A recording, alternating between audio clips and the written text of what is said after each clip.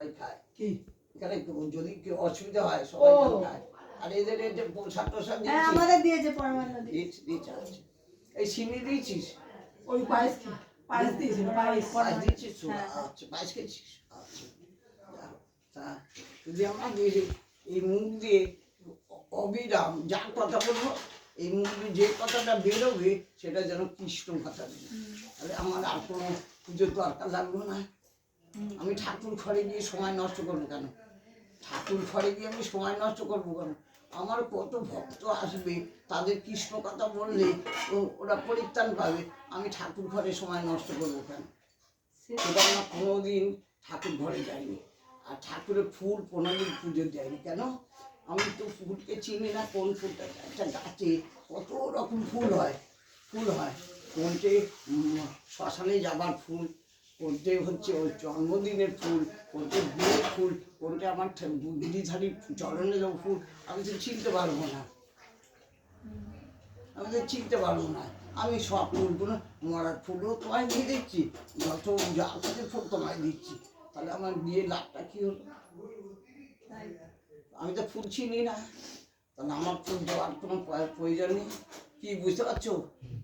একটা গাছে কত ফুল হয়, সব ফুল কি গোবিন্দের চরণের জন্য ফুল হচ্ছে? মারা যাচ্ছে তার জন্য ফুলগুলো নিয়ে সাজাতে যাচ্ছি। তাদের যত কিছু কাজের ফুল দরকার, আমি জানবো কি করে ধরি আমি কোন ফুলটা তোমায় দেবো? আমি বাবা কোনো ফুল দেবো না, আমি শুধু তোমার নাম করে যাবো। নামের মধ্যে নামিয়ে এসে যাবে, তার এরকম করতে করতে আগে তোর ভাই পাগলের মতো গোপাল মাকে ভালোবাসে। কেন ভালোবাসে জানিস? যার মুখে হরি কথা নেই তার কাছে যাবে, যার মুখে হরি কথা থাকবে তার কাছে সবাই ছুটে যাবে। তাহলে এই জন্য এখানে সবাই ছুটে আসে। তোর মাসি বলো, বলো, প্রত্যেক ভক্ত বুঝতে পারে না এ কী কাজ করছে। একটা সাধারণ মানুষ, নিজেকে দেখে আমি একটা সাধারণ মানুষ, আর জগতের লোক একে বলে ভগবান। বুঝতে পারি না তুমি কিরকম করে ভগবানের জায়গায় আসনটা নেবে। আমার গিরিধারী বেদিতে বসবে না, কেন রে বাবু তুই ওখানে বসিস না? তুই বেদিতে বসিস না কেন? বললি না আমি কেন বেদিতে বসবো? তুমি যেখানে থাকো আমার কথা বলো, আর আমি বেদিতে বসে আমি তোমার কথা শুনতে পারবো। আমার কথা তুমি আমার কথা সবাই এনে বলো তো সবসময়। আমি শুনতে বড় ভালোবাসি। আমার বেদি দরকার নেই। আমার মাই আমার বেদি, ও ভীষণ ভালোবাসি। আমার গিরিধারী ওর মাকে সমুদ্র যত গভীর তত গভীর ও আমাকেও ভালোবাসে। আমরা দুজনকে পাগলের মতো ভালোবাসি। তো বলছে তুই কি করে জানতে পারো? আমি উপলব্ধি করতে পারছি। আমি পট করে উপলব্ধির মাধ্যমে তো ভগবানকে চেনা যায়। কি ভগবানকে চিনতে গেলে উপলব্ধি মারফতে চিনতে পারি। মা ওকে জিজ্ঞেস করে গিরিধারী তোর মার জীবনে কোনোদিন খিদে পায় না কেন? কোনোদিন খিদে পায় না, ছোটবেলা থেকে আর বৃদ্ধ হয়ে গেলাম কোনোদিন খিদে পায় না। কেন রে খিদে পায় না? তুমি যদি তোমার খিদে যদি পায় তুমি 10 জনকে খাওয়াতে পারবে? তোমার খিদে পায় তুমি তোমার খিদেকে তুমি 10 জনকে খাওয়াতে পারবে? তুমি তো 10 জনের জন্য এসছো, তোমার নিজের খাওয়ার জন্য তো আসো না। যখন আমি খাই তখন আমি আর তুমি দুজনে একসঙ্গে খেয়ে নিই। আমার যদি আলাদা আসনে খেতে দিতে হয় না, আমার আলাদা আসনে খেতে দিতে হয় না। যখন আমাকে খেতে দেয় ভক্তরা তখন আমরা দুজনে মা ছেলে আমরা দুজনে মাখামাখি করে খাই। ভাবতে পারি আমাদের দুজনের কথা কথন হয়,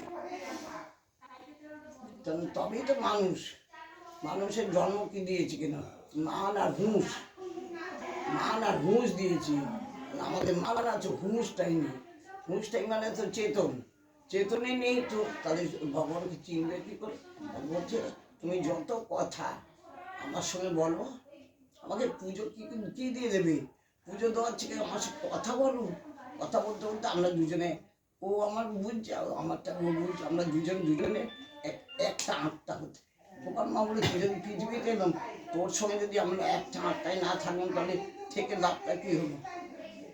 যদি আমরা একটা না হলাম, কি রে, যদি তোমার সঙ্গে আমি যদি একটা না হলাম, আমার পৃথিবীতে এসে লাভ কী হলো? যদি দ্বিতীয় হবো তাহলে এসে লাভ কী হলো? তা দ্বিতীয় হবে জগৎ, আর একসঙ্গে থাকলে আধ্যাত্মিক জগৎ। আমি তো তোর কাছে এসেছি, তুই যে মা বলে রেখেছিস, তুই কেন মা বললি আর ডাকলি? বললো 84 লাখ জনে থেকে আমি তোমাকে লক্ষ্য করেছিলাম, তোমার আমি নেই। সবার আমি আছে তো, তোমার আমি লক্ষ্য করেছিলাম, তোমার কোনোদিন আমি নেই, আমি তো তোমার নেই। আমি তো যখন দেখলাম তোমার নেই, তাহলে তুমি আর আমি আর তুমি। কি সহজ কথা না? কি সহজ কথা তো। তাহলে এখানে লাখ লাখ লোক এর কাছে এসে উপকৃত হচ্ছে, প্রত্যেকটি মানুষ এর কাছে উপকৃত হচ্ছে। কেন উপকৃত হচ্ছে? বলছে আমি আর তুমি তো একটা। আমাকে ধরলে তো আমার মাকে ধরাবে, আর মাকে ধরলে আমাকে ধরাবে, আমরা দুজনে একটা হয়ে এসেছি। আমরা এখান থেকে ছাড়বো না। আমরা জীবনে একটা এরভাবে থাকবার জন্য পৃথিবীতে এসেছি। সেই জন্য তোমার খিদে পায় না, তোমার কোনো জিনিসের প্রতি আসক্ত নেই, তোমার খিদেও পায় না, তোমার কোনো জিনিসের প্রতি এটা আমার, এটা আমাকে দিতেই হবে, ওটা আমার।